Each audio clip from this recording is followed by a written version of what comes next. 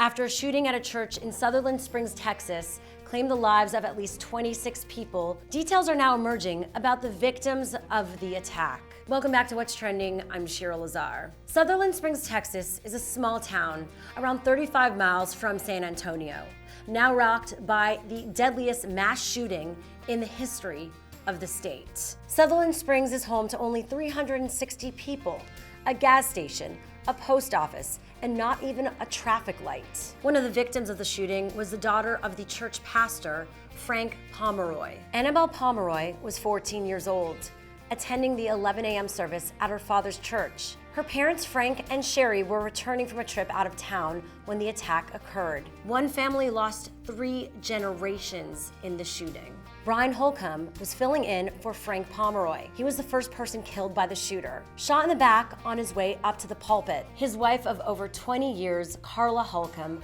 was also killed in the attack. Brian and Carla owned a canvas repair shop and were doting grandparents. In a Facebook photo caption, Brian wrote, "Grandkids, I'm the richest man in the world. I'll wake up at night and, in prayer, thank God for each of them. It takes a while." Brian and Carla's daughter-in-law, Crystal Holcomb, who was 8 months pregnant, died in the attack. 3 of Crystal's children, Megan, Emily, and Greg, were also killed in the shooting. She is survived by 2 children and her husband, John. Brian and Carla's 36-year-old son, Mark Daniel Holcomb, and his infant child were also killed in the attack.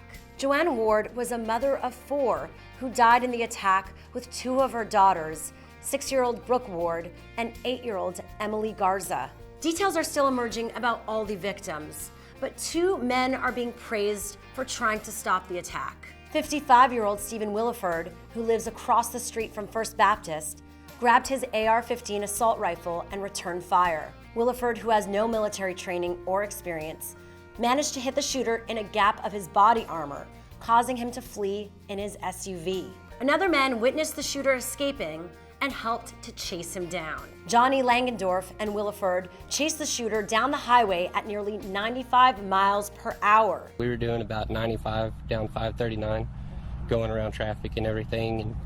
And eventually he came to kind of a slowdown, and after that, we got within just a few feet of him, and then he got off the road.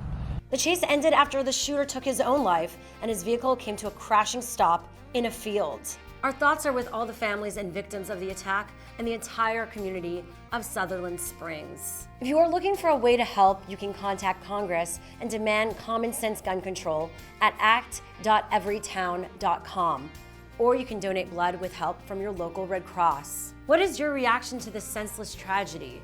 Let us know in the comments below. Like and subscribe for more of What's Trending.